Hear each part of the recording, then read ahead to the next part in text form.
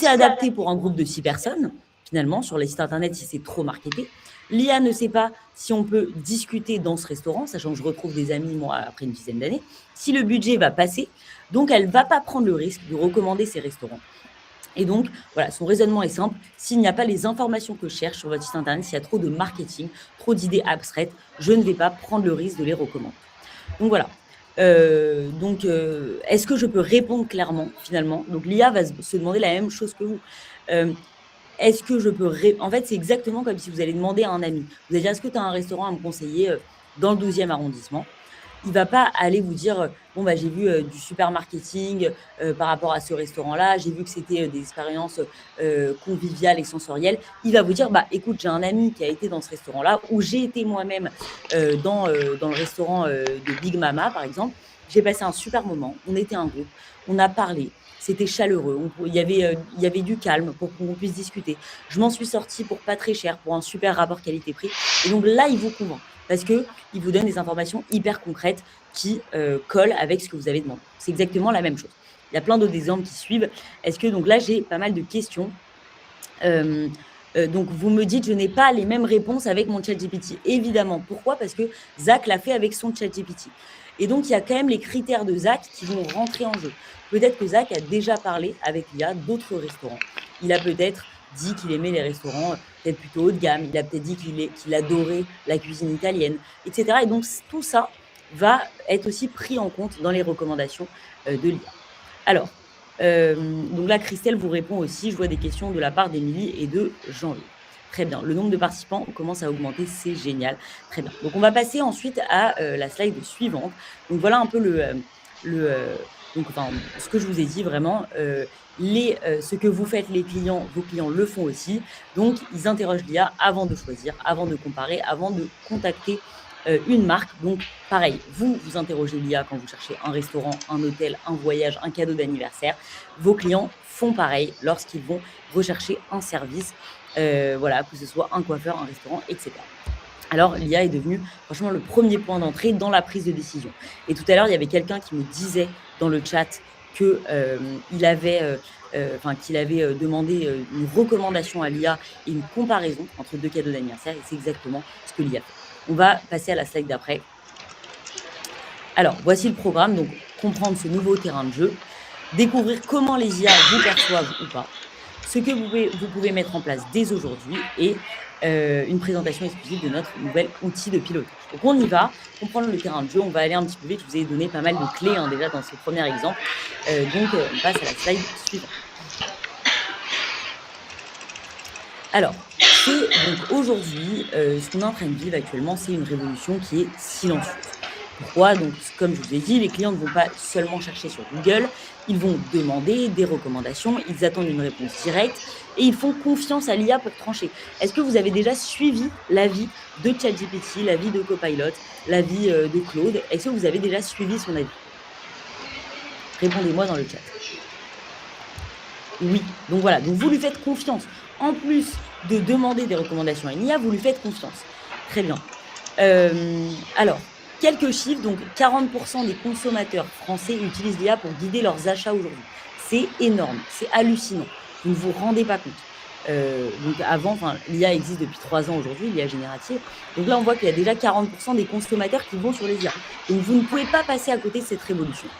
Jusqu'à 76% chez les 18-34 ans. Donc, utilisent l'IA pour découvrir des produits et renforcer la confiance d'achat. Donc, moi, j'ai même lu un article là récemment, donc un article de SEMrush qui disait que 90% des décisions d'achat des 17-24 ans étaient guidées aujourd'hui par l'IA. Donc, c'est vraiment énorme et surtout si vous ciblez les générations plus jeunes. Alors, le trafic issu des réponses IA convertit jusqu'à 4,4 fois mieux. Donc, quand c'est une IA qui recommande, ça convertit 4,4 fois mieux que ChatGPT, donc ce qui est vraiment hallucinant. Encore une fois, vous ne pouvez pas passer à côté de cette révolution. Alors, donc l'exemple du Black Friday, très, très rapidement. Donc, aujourd'hui, les ventes du Black Friday, donc cette année en 2025, l'année dernière, ont atteint un sommet hallucinant qui était de 11,8 milliards de dollars. Donc, ce qui est vraiment énorme. Ça a augmenté de 10% par rapport à 2024, hein, pour vous donner un ordre d'idée.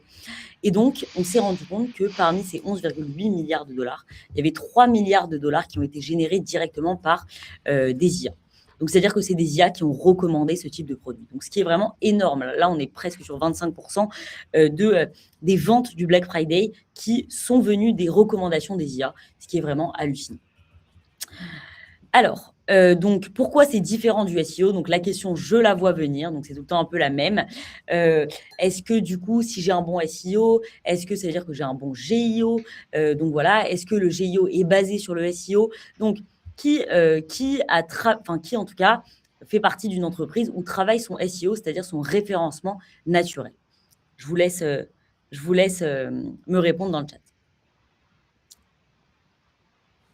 Oui, je le fais, effectivement. Donc, oui, Émilie, Jean-Eudes, Muriel, évidemment. Oui, tout à fait, par Kelly. Yann, oui, évidemment. OK, avec Yoast, très bien. Alors, sur Google, quand vous allez demander une recommandation à Google, en général, sur la première page, on a 10 liens qui sont affichés. Je parle de SEO et non pas de SIA, de référencement naturel. Le SEO, ça a été une énorme opportunité pour les marques. Pourquoi ? Parce que, en fait, c'est gratuit. Donc, c'est une manière de se référencer de manière gratuite. Donc, si vous travaillez votre page Google, si vous travaillez les liens, enfin, vos liens, si vous travaillez la structure de votre site, les articles que vous allez mettre, le contenu, les titres, les balises, les robots TXT, etc., vous les connaissez en tout cas, tous ces critères SEO. Si vous travaillez tout ça, en général, sur une période de moyen-long terme, 3 à 6 mois, vous êtes susceptible de ressortir beaucoup mieux sur Google. Donc, voilà un petit peu ce qui se passait avec le SEO. Aujourd'hui, quand vous demandez la réponse à ChatGPT, là, il y a marqué 2 à 3 marques maximum, pas vraiment. Donc là, on a vu qu'on nous a conseillé 5. C'est à peu près 5 en général qui va être conseillé par ChatGPT. La réponse va être beaucoup plus synthétique. Il va hiérarchiser en fonction de ce qui vous conseille le plus, en fonction de vous-même. Google ne va pas trop faire ce travail, hein, de recommander en fonction de vos choix à vous. Mais ChatGPT va le faire. Il va se dire, je sais qu'Emma adore les restaurants japonais, je vais lui mettre en avant un restaurant japonais, par exemple. Donc, une conversion beaucoup plus élevée, donc 4,4 fois, comme je l'ai dit. Et donc, les IA et donc, en fait, voilà, sur le SEO, Google va suivre des règles explicites, qu'on a mentionné tout à l'heure. Et sur le GIO, les IA ont en fait leur propre logique de raisonnement. Donc, voilà un exemple, les deux pages. Donc, vous allez taper chaussures blanches femmes. Voilà, donc on a d'abord des produits sponsorisés. Ensuite, on a les liens sponsorisés. Ensuite, on a des sites qui vont ressortir, évidemment, Zalendo, etc., les sites qui sont très connus, sur lesquels il y a beaucoup d'avis, beaucoup de notoriété, des sites qui existent depuis un très, très grand nombre d'années. Et sur ChatGPT, on a ici 3 recommandations d'articles. Donc voilà, je cherche des chaussures blanches pour femmes en ville pour marcher longtemps et ne pas avoir mal aux pieds. Donc voilà, là, j'ai fait vraiment une vraie demande. Et donc, j'ai eu maximum 5 propositions, mais peut-être que je vais davantage. Donc là, regardez, il m'a proposé des On Running Femmes. C'est vrai qu'il n'y a pas longtemps, je lui ai parlé des On. Je lui ai demandé de m'aider à choisir un modèle. Donc voilà, il s'est souvenu que je lui ai parlé des chaussures On que je voulais m'acheter. Il me les a recommandées. On passe à la slide suivante. Alors, donc, pour vous, c'est une fenêtre d'opportunité qui est unique. Pourquoi ? Parce qu'aujourd'hui, il y a très peu de marques qui travaillent leur GIO. Nous, pour vous dire, notre plateforme est testée en bêta-test chez 15 de nos clients. On a un accompagnement GIO chez 15 de nos clients. Mais c'est très peu par rapport à donc voilà, ce qui va se passer dans quelques mois. Bientôt, toutes les marques feront du GIO parce que ça va devenir un incontournable. Et donc, pourquoi en faire, vous, dès maintenant ? Pourquoi ? C'est parce que vous avez une opportunité unique de pouvoir passer devant vos concurrents sur les modèles d'IA. On s'est rendu compte que peu importe la notoriété de votre marque aujourd'hui, les IA, donc il y a une étude qui est sortie de SEMrush, de SEMrush il n'y a pas longtemps, qui disait que 90% des sources des IA sont après la 24e page Google. Donc voilà, même si votre marque n'est pas connue, même si vous venez de démarrer, même si vous n'avez pas une notoriété énorme, etc., vous avez la possibilité de travailler votre GIO et de passer devant certains de vos concurrents pour certains de vos clients. Et on va vous expliquer comment aujourd'hui. Alors, découvrir comment les IA vous perçoivent, on y va, c'est la deuxième partie. Est-ce que vous me suiviez pour le moment ? Oui, très bien. J'en veux des très donc Lola, Émilie, vous êtes très actifs, c'est génial. N'hésitez pas si vous avez des questions. Noémie, Katia, heu, génial, Yann, parfait. Alors, donc du coup, les 3 questions que se pose une IA avant de recommander une marque. Est-ce que je comprends ce que fait cette marque? C'est la première. Son activité est-elle explicite? Son positionnement est-il lisible? Ses bénéfices sont-ils clairs? Première question, la clarté. Donc là, en fait, on passe dans une nouvelle ère du marketing. Avant, l'idée, c'était de créer des grandes parades marketing. Par exemple, un restaurant exceptionnel avec un univers étincelant, une expérience sensorielle incroyable, etc. Là, on n'est plus là-dedans. On veut du concret. Est-ce que vous pensez qu'un client va poser la question à ChatGPT: «Je cherche un restaurant avec un univers sensoriel et vivre une expérience hors du commun» et cetera, ou enfin voilà, avec des mots en tout cas qui ne va pas utiliser dans son langage quotidien? Non, voilà. Il va dire: «Je cherche un restaurant convivial, sympa, pour dîner en famille, en petits groupes, voilà, où je peux bien manger, une nourriture réconfortante». Il va poser des questions vraiment dans son langage. Donc on oublie tout ce qui est langage marketing hors du commun qui sort du cadre. On parle vraiment d'un langage qui est concret. Vous devez toujours vous poser la question: «Pour trouver mon service, qu'est-ce que le client va demander à ChatGPT?» Voilà, avec des mots simples. Est-ce que je peux lui faire confiance? Donc voilà, est-ce qu'il y a des preuves, il y a des avis, il y a des comparaisons? Donc là, encore une fois, hein, les avis qui étaient déjà très importants dans le SEO, ils restent très importants dans le GIE. Donc voilà, vos avis sur Trustpilot de vos clients, vos avis sur Google, vous les travaillez, vous demandez à vos clients de mettre des avis. Et si vous avez des centaines d'avis qui disent la même chose, par exemple, j'ai passé un super moment dans ce magasin, ils m'ont super bien accueilli. En plus, j'ai acheté un pull en laine qui dure, enfin qui est hyper durable. Je l'ai depuis 3 ans, j'en rachète tous les ans. Ça ne bouge pas. En machine, ça ne bouge pas. Je vous le recommande, et cetera. Bien mieux que les pulls qu'on peut trouver dans d'autres marques, et cetera. Tout ça, c'est très important. Donc voilà, des avis avec du langage humain, du langage crédible et des avis qui sont les mêmes. Et à la fin, la pertinence. Donc, est-ce que votre service est adapté en fait à ce besoin précis quand le client va demander? Donc, par exemple, si je vais dire, je cherche ça peut être quoi? Par exemple, je cherche un supermarché bio autour de chez moi.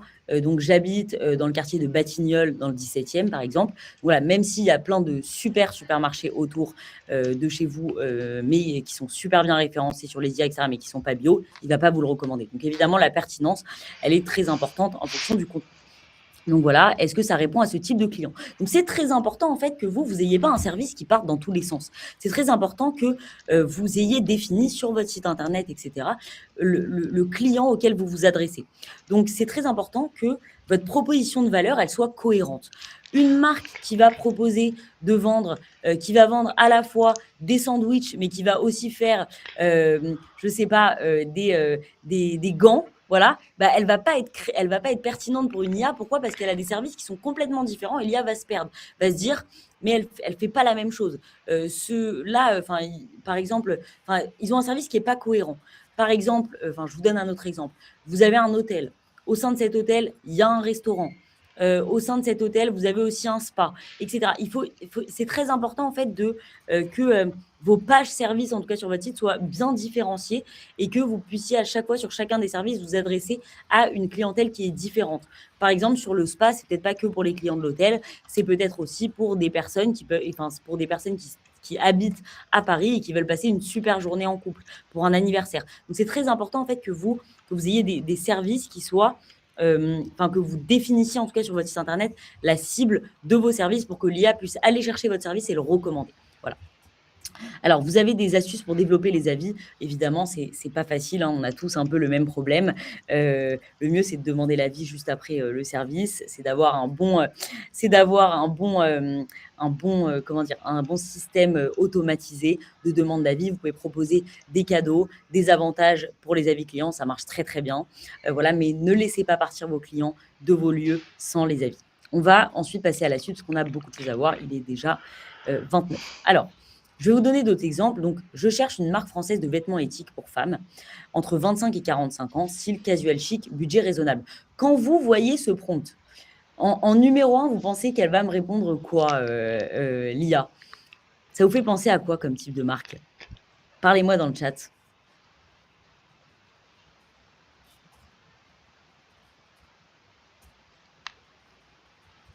On va demander, hein. Bah voilà, c'est exactement ce que j'attendais. Cézanne en premier. Évidemment, Faguot, j'y attendais aussi. Loom aussi. Autre suggestion française intéressante, le site français, Objective, Atelier Trufferie. N'hésitez pas à réagir hein, aux avis que m'a proposé l'IA.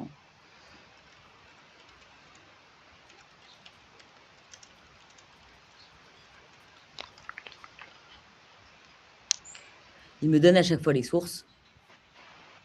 Je suis étonnée de certaines réponses. Oui, c'est beaucoup plus étonnant que sur Google.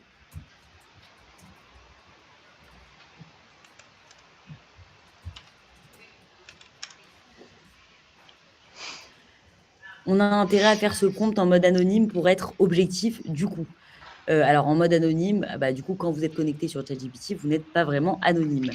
Alors, donc du coup, l'IA va me répondre un petit peu avec des marques auxquelles je pensais, en Cézanne, Faguot, Loom, etc., le style français qu'on connaît, etc.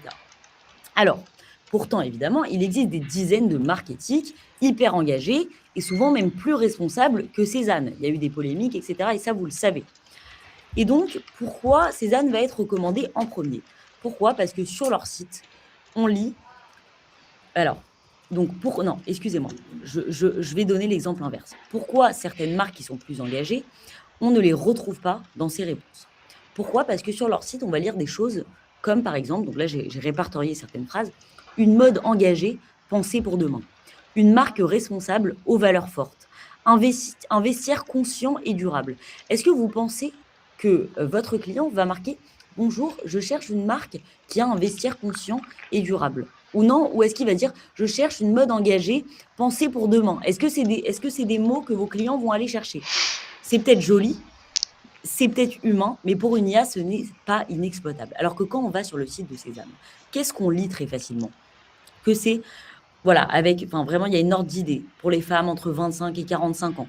Ils le disent sans le dire. Un style casual chic, des pièces faciles à porter.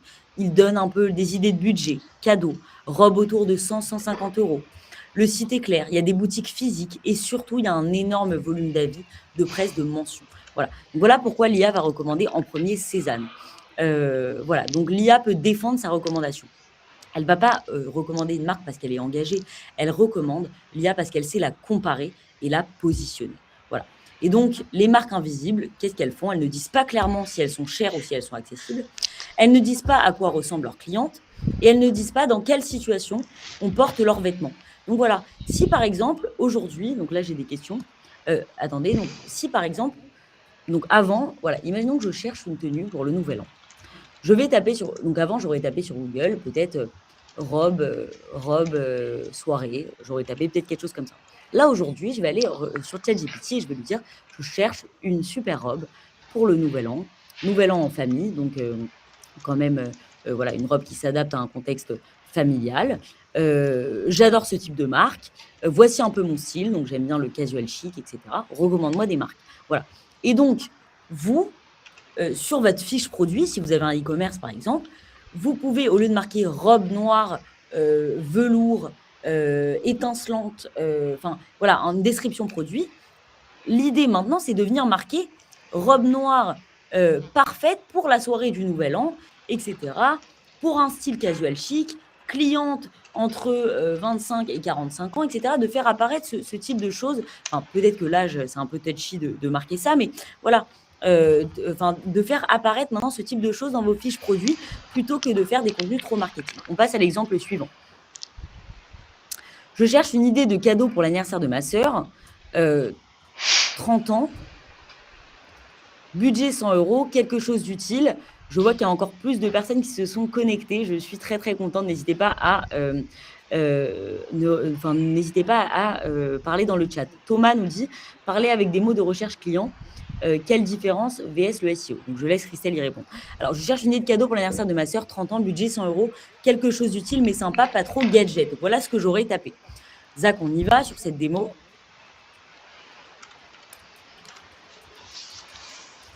Donc, l'IA va nous sortir 5 à 7 propositions. Je pense là directement à une bougie parfumée. Est-ce qu'elle va me le faire? Alors, coffret spa maison. Alors, par contre, là, elle m'a pas proposé de marque, hein.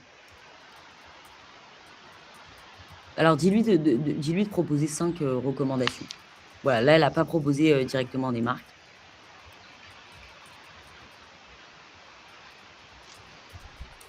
Avec des marques, peut-être.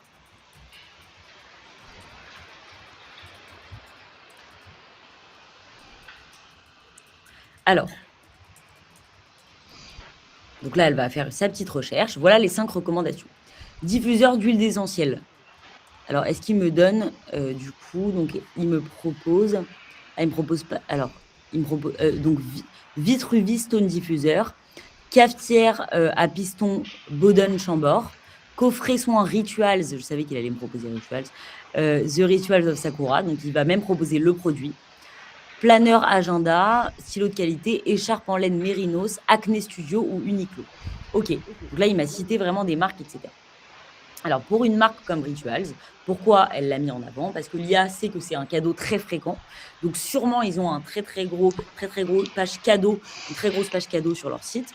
Ils connaissent parfaitement la gamme de prix et souvent ça peut vraiment vous aider d'avoir une page idée cadeau avec les différentes gammes de prix, etc. Ça peut être génial pour GIO. C'est perçu comme qualitatif par les clients. C'est souvent cité comme cadeau qui fait plaisir sur les sites internet, sur les avis. Et donc, il y a énormément d'articles et d'avis sur Internet qui disent des sélections idées cadeaux. Donc, très important d'apparaître dans des articles avec idées cadeaux, mais ça, c'est un petit peu pareil aussi en GIE. Voilà. Mais après, une personne ne va jamais taper sur Google idées cadeaux, anniversaire 30 ans. Enfin, il va plutôt citer bougie parfumée. Il va pas vraiment citer la même chose que ce qu'il aurait dit à ChatGPT. Donc voilà, les sites idées cadeaux, c'est super parce que souvent, les personnes sur les IA vont dire je cherche un cadeau pour un tel, etc. Alors, donc pourquoi plein de marques n'apparaissent pas? Souvent, et pourtant, il existe des centaines de bougies de très bonne qualité. Donc pourquoi? Parce qu'ils ont marqué sur leur site, par exemple, une bougie artisanale d'exception, un univers sensoriel unique, une invitation au voyage. Donc évidemment, qui va taper sur ChatGPT? Je cherche un cadeau qui va être une invitation au voyage pour ma sœur qui va fêter ses 30 ans. Non, voilà, encore une fois, là, on change de langage marketing. Donc, il n'y a pas d'informations qui sont exploitables. Et donc, l'IA ne sait pas si c'est un bon cadeau, si ça plaît à beaucoup de gens, si c'est perçu comme safe, si c'est utile ou juste une décoration, et donc, elle ne va pas recommander. Là, comme je vous l'ai dit, on y va, on passe à la slide suivante. Donc voilà, nous on a fait le test. Donc quel est le top 10 des meilleures entreprises françaises qui proposent des programmes personnalisés aux entreprises en IA générative? On a eu la chance d'être cité en premier. Alors sachez qu'on n'est pas toujours cité en premier, hein, ça dépend aussi de vos comptes, vous pouvez faire le test chez vous. Là on a pris un compte qui n'était pas connecté sur ChatGPT pour avoir le plus d'objectivité possible. Mais sachez que moi je prends beaucoup de rendez-vous clients, on va dire, et très souvent je vais toujours demander donc comment avez-vous entendu parler de nous? Et donc souvent on va me dire évidemment on m'a recommandé vos formations, je vous ai trouvé sur internet, donc le SEO marche aussi très bien, je vous ai trouvé sur internet, je vous ai trouvé sur LinkedIn, j'ai entendu parler de vous par un tel, donc un ami à moi qui fait partie de cette entreprise qui a été formé par AI Sisters, etc. Et de plus en plus souvent, sachez qu'on me dit je vous ai trouvé sur ChatGPT. Voilà, je cherchais une formation personnalisée pour mes collaborateurs en marketing, etc. Et c'est le premier nom qui est ressorti, donc voilà pourquoi je vous contacte. Et donc, en fait, nous, on voit que ça fonctionne vraiment pour le coup. Enfin, moi, je le vois vraiment au quotidien. Parce qu'au début, il y avait 1 ou 2 personnes qui m'avaient dit ça il y a un petit peu plus d'1 an et demi, etc. Là, je vois qu'il y a de plus en plus de gens qui me disent ça. Donc tant mieux. Et je remercie d'ailleurs les IA de nous citer très souvent. On y va sur la suite. Je vais vous donner des recommandations concrètes. Donc pareil, là je vous ai dit pourquoi votre marque est invisible, donc on l'a déjà un petit peu vu. Langage true corporate, message générique. Donc là je vous ai mis un petit screenshot d'une marque. Donc là c'est vraiment tout ce qu'il ne faut pas faire. Votre voyage olfactif commence ici.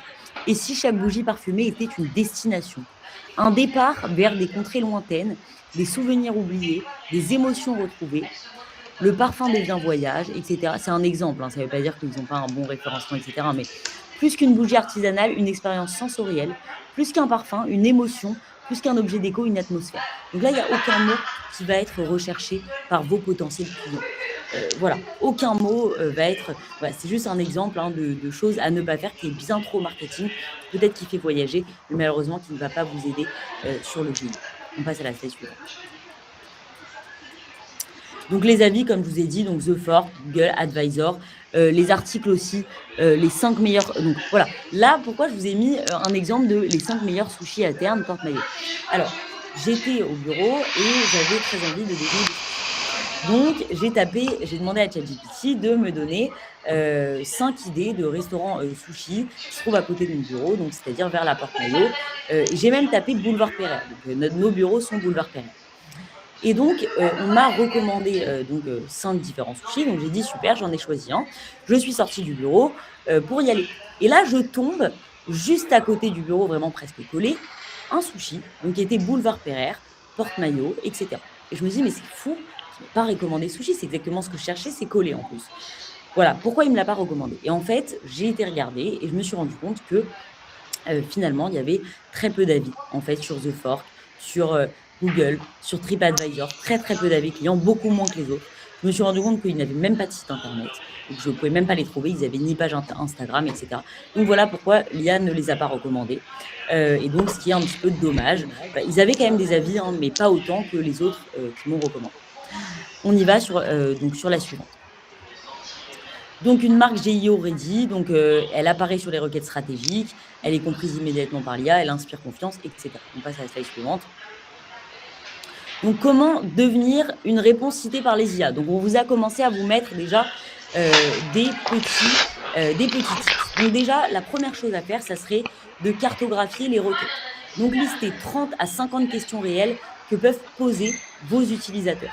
Donc voilà, vous listez 30 à 50 questions, très important. Et vous allez voir si les contenus que vous proposez aujourd'hui, les articles de blog, votre site internet, les avis clients vont répondre à ces 30 à 50 questions. L'étape 2, créer du contenu prompt ready. Donc le contenu qui réponde à ces questions qui, quoi, comment. Donc on veut sur votre contenu des exemples concrets, des citations, des données chiffrées, des sources claires. C'est la deuxième chose.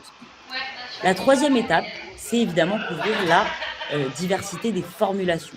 Donc, il faut tester ces formulations qui vont faire que votre marque va être citée. Donc, en fait, il faut créer du contenu qui répond à des tonalités qui sont différentes. Voilà. Donc ça, c'est très important. Surtout de comprendre qui sont vos personas. Enfin, je suppose que vous avez déjà posé la question.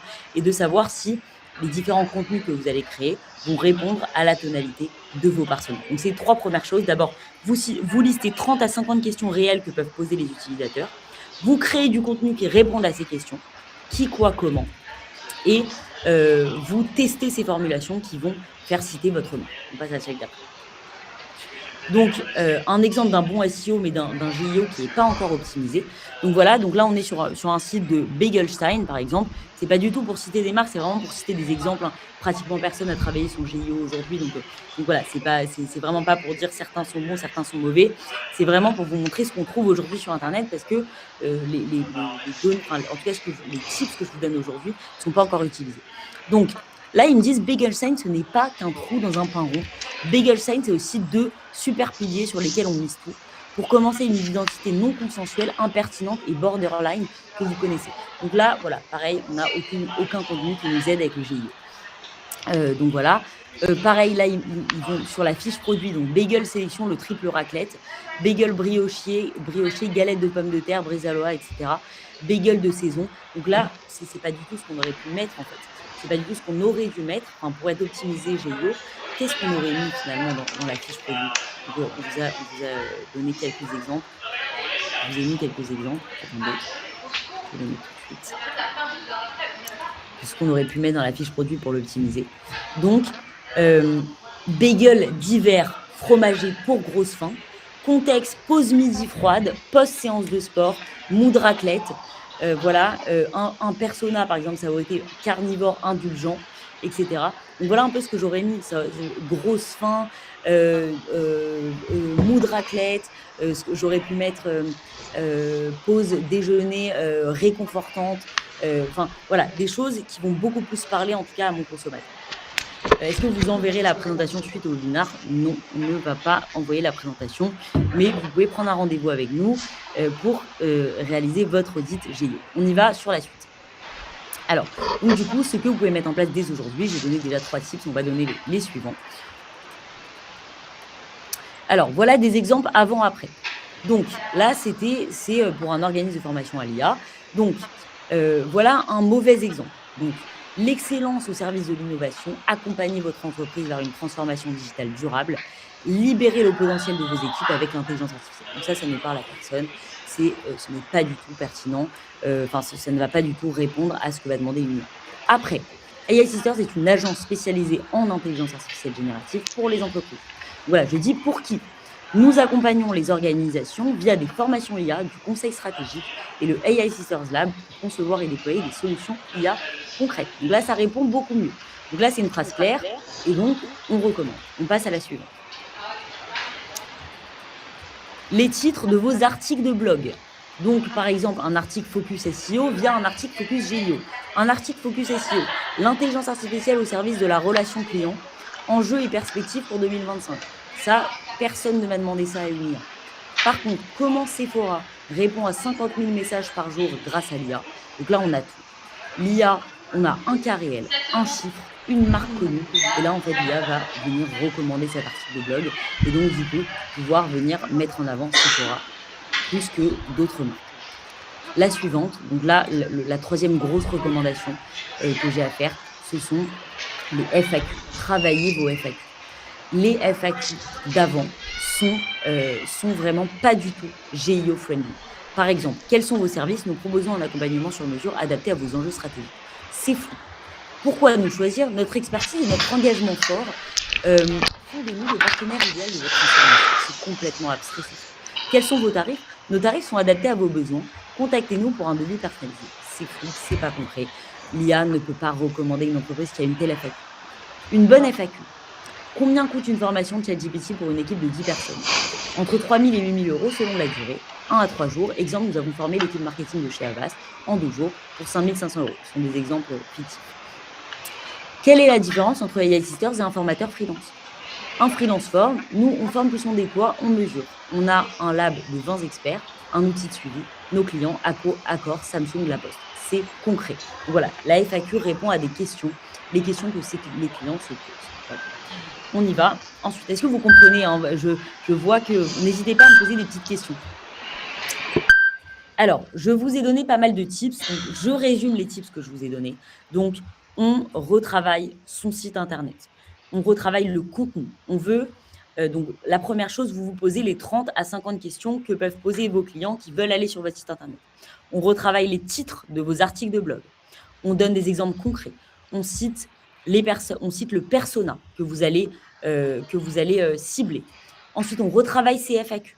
On essaye de développer ses avis sur Google, sur Trustpilot. Pareil, si vous êtes un médecin, un docteur, vous retravaillez vos avis sur Doctolib. C'est très important. Et ensuite, donc, le gros problème aujourd'hui, qu'est-ce que c'est du coup? C'est que je vous ai donné pas mal de tips, mais l'idée, c'est que vous allez du coup piloter à l'aveugle. Vous allez en fait mettre en place ces tips, mais comment savoir en fait si ce que vous allez mettre en place, ça va fonctionner et comment savoir aujourd'hui quelle est votre réputation sur les IA. Et donc, nous, pour répondre à cette question, ça fait plusieurs mois que notre lab IA est en train de faire pas mal de recherches.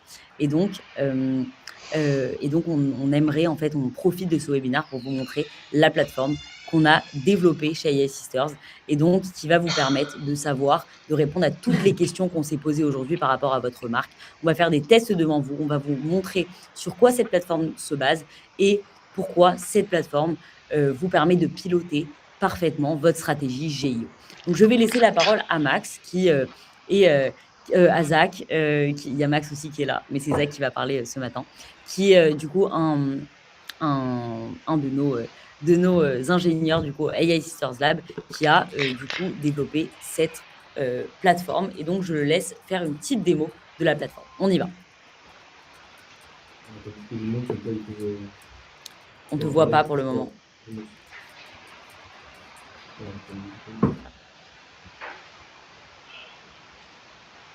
Bonjour à tous.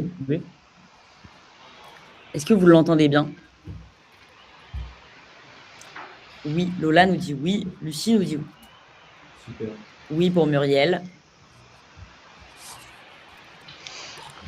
Super. Alors, moi, je suis développeur.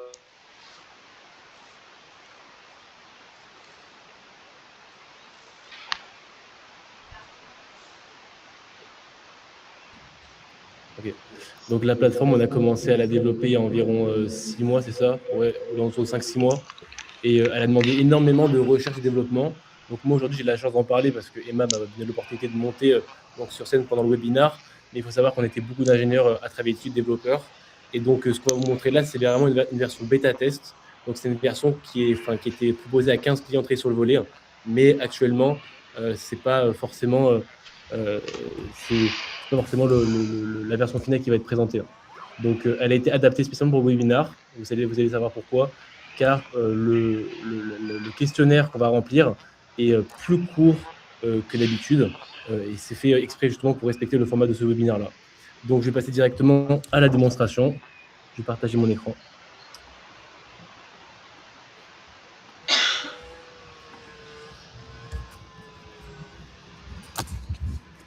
Alors, est-ce que tout le monde voit bien mon écran? Alors, je me permets d'intervenir. Est-ce que vous m'entendez via le micro des AC? Oui, vous m'entendez aussi. Alors, du coup, certaines choses sur cette plateforme. Donc, nous, on a essayé d'analyser, en tout cas, toutes les informations qu'on avait sur le GIE. On a analysé des centaines et des centaines d'études pour construire cette plateforme.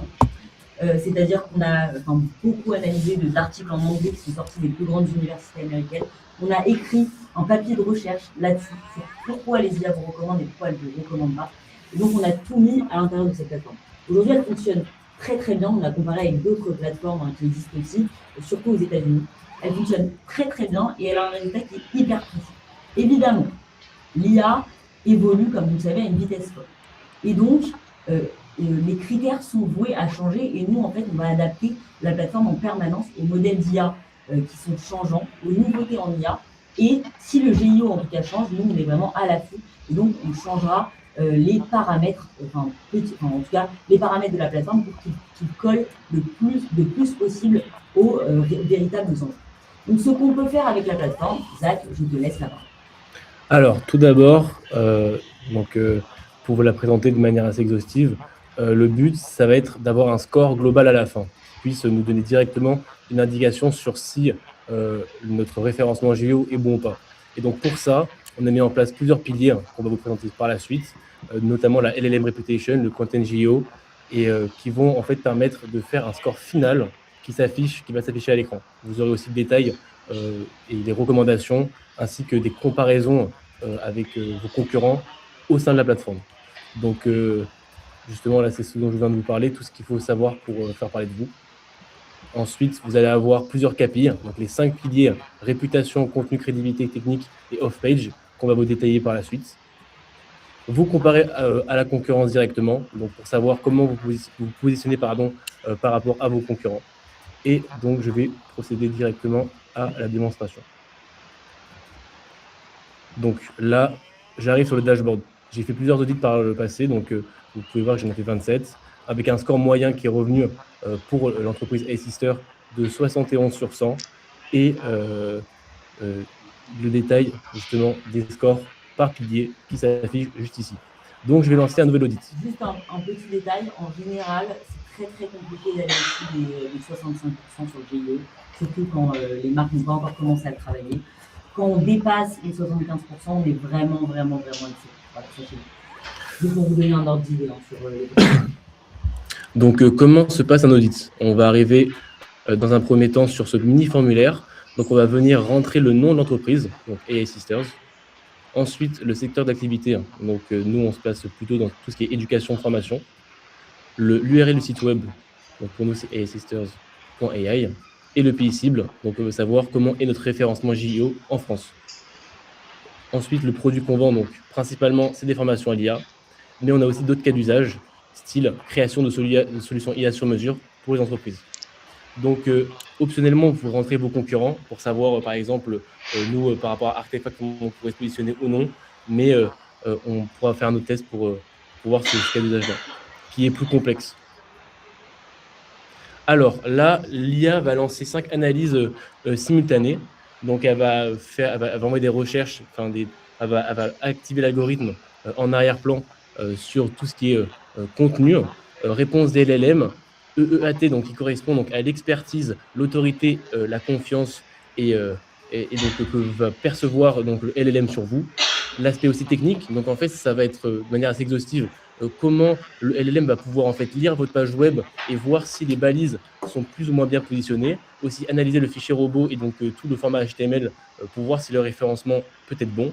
Et ensuite off-page, donc je détaillerai plus par la suite, mais c'est tout ce qui est en fait dit sur vous.